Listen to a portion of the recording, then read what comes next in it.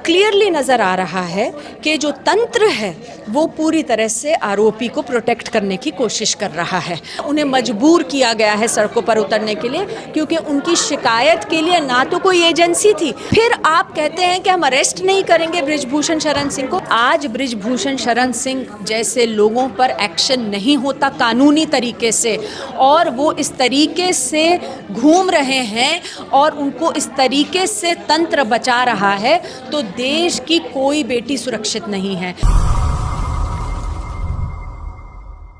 नमस्कार, मैं प्रियंका। आप देख रहे हैं इंडिया इंटरनेशनल न्यूज़। महिला पहलवानों की खबर आप लगातार देखे होंगे कि किस तरह से महिलाओं को सड़कों पे घसीटा गया। वो रेसलर्स जो देश को गौरवान्वित करती हैं, आज उन्हीं के लिए यहाँ कॉन्स्टिट्यूशन क्लब में महिला महापंचायत रखी गई है, जो कि तमाम संगठन की महिलाएं यहाँ पे एकजुट हुई हैं और उन महिला रेसलर्स के बारे में बात करेंगी। मैम, क्या लग रहा है कि जिस प्रकार से 15 तारीख का अल्टीमेटम दिया गया, अब कल ही वो दिन खत्म हो जाएगा, क्या लग रहा है कि बेटियों को सच में न्याय मिल पाएगा? देखिए, सीधी सी बात है। पहली चीज़ तो ये है कि स्पोर्ट्स मिनिस्टर ने महिला पहलवानों को कहा कि आप 15 तारीख तक इंतज़ार करिए, जांच ख़त्म हो जाएगी।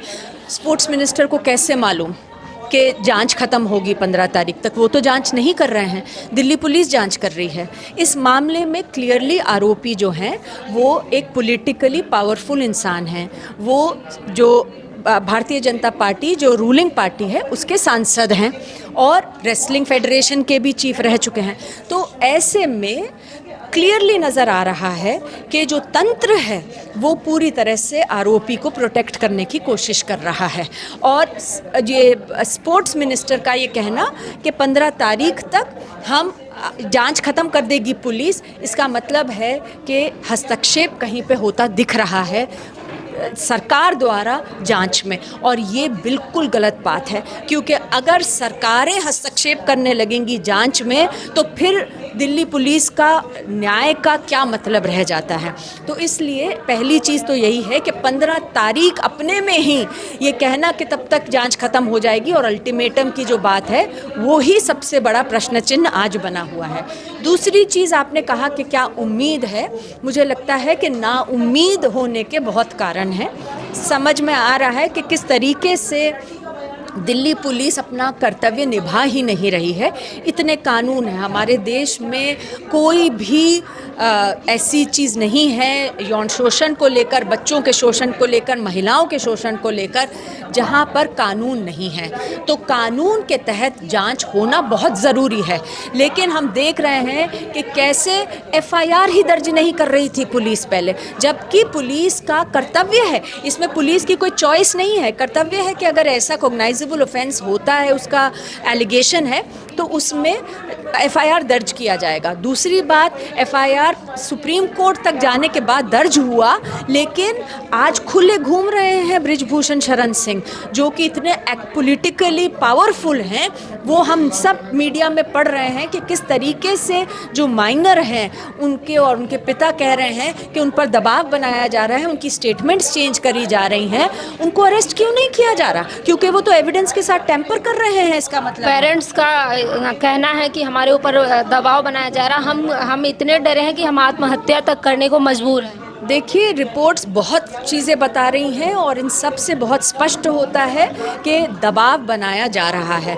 ऐसे में कोई कारण नहीं है कि पुलिस नोटिस इशू ना करे और उनको अरेस्ट ना करे आरोपी को, लेकिन वो नहीं किया जा रहा। तो इसके बाद जांच में क्या निकलेगा वो एक बड़ा प्रश्न चिन्ह है। तो देखेंगे, अब कल 15 तारीख है कि क्या होता है, लेकिन उम्मीद बहुत ज़्यादा नहीं है। फिर भी देखेंगे और पूरा देश देखेगा। 28 तारीख की जो घटना थी, कैसे महिला पहलवानों को पैरों तले रौंदा गया सड़क पे। जो बेटियां गोल्ड मेडल लेके आई, विश्व अटल पे अपना नाम चमकाई भारत का, उसके बावजूद उन्हें किस तरह से सड़कों पे घसीटा गया, उस पे क्या कहेंगे?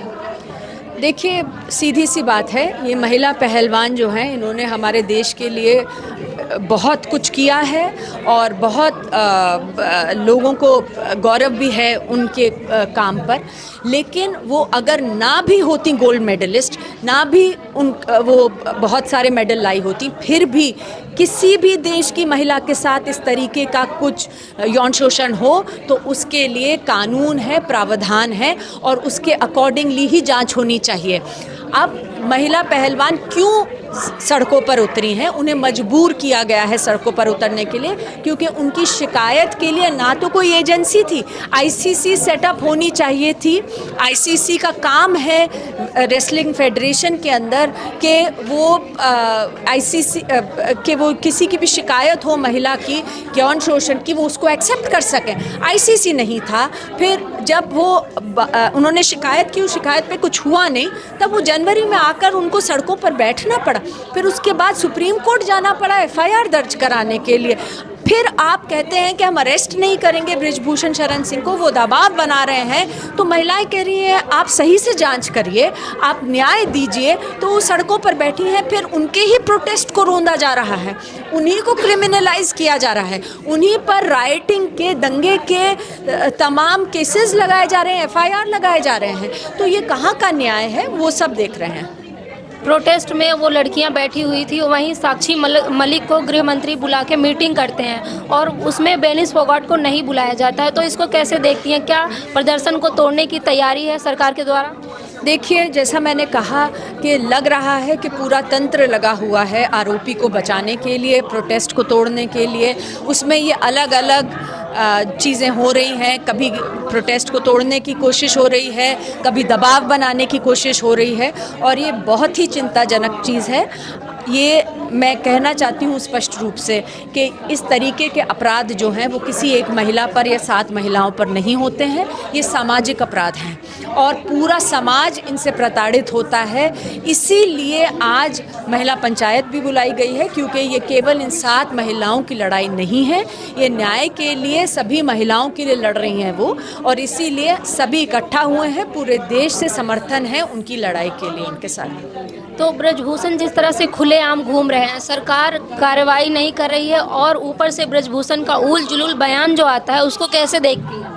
देखिए, वो तो शह पा रहे हैं तंत्र से, तो उनको नज़र आ रहा है कि उन्होंने जो भी करा है, उनके खिलाफ जो भी संगीन मामले भी आज दर्ज हैं, लेकिन उसके बावजूद ना पुलिस ना ही कोई और एक्ट कर रहा है। नेशनल कमीशन फॉर विमेन हमें चुप नज़र आ रहे हैं, एनसीपीसीआर चुप नज़र आ रहे हैं, सारी संस्थाएं चुप्पी साध के बैठी हैं। तो उनको तो इनकरेजमेंट मिल रही है, उनको शय मिल रही है इस तरीके के चुप्पी से, तो वो तो बोलेंगे ही ऐसी बातें, वो तो कहेंगे कि मैं फिर से लड़ूंगा चुनाव, मैं तो उनके समर्थन में कहा जा रहा है कि हम कानून बदल देंगे इनके बचाव में।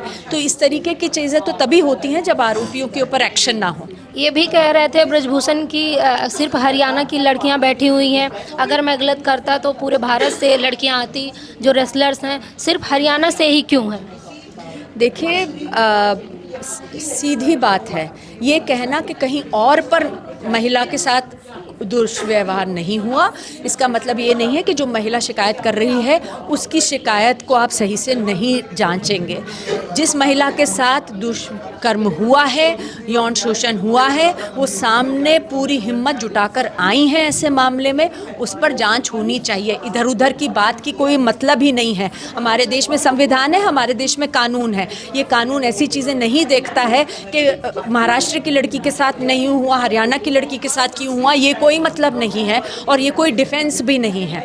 और इस टाइप की चीज़ें इसीलिए हो रही हैं क्योंकि एक इम्प्यूनिटी के साथ आज लोग जो हैं वो रूल ऑफ लॉ को तोड़ रहे हैं, और बृजभूषण शरण सिंह जैसे लोगों को समझ में आ रहा है कि हम कुछ भी करें, हमारे जैसे पावरफुल लोग कुछ भी करें, हमारा बाल बांका नहीं होगा।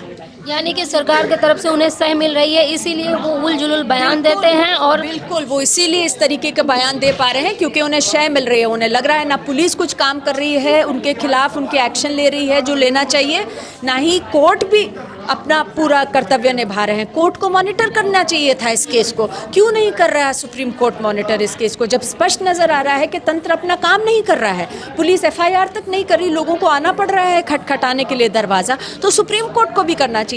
तो ऐसे में ना एनसीडब्ल्यू कुछ कर रहा है, ना एनसीपीसीआर कुछ कर रहा है, तो शह तो मिलेगी ही। आप लोग महिला महापंचायत कर रहे हैं, इस पंचायत के माध्यम से तमाम जो घरों में बैठी महिलाएं, उनको क्या संदेश दें? देखिए, पूरे देश में महिलाएं ये समझ रही हैं और उनको समझना भी होगा कि अगर आज बृजभूषण शरण सिंह जैसे लोगों पर एक्शन नहीं होता कानूनी तरीके से और वो इस तरीके से घूम रहे हैं और उनको इस तरीके से तंत्र बचा रहा है, तो देश की कोई बेटी सुरक्षित नहीं है। ना वो महिलाएं सुरक्षित हैं, ना उनके बच्चे सुरक्षित हैं। इस देश के नागरिक तभी सुरक्षित हो सकते हैं जब हमारे देश में कानून लागू हो, संविधान लागू हो, वरना कोई सुरक्षित नहीं हो सकता। शुक्रिया मैम। Thank you.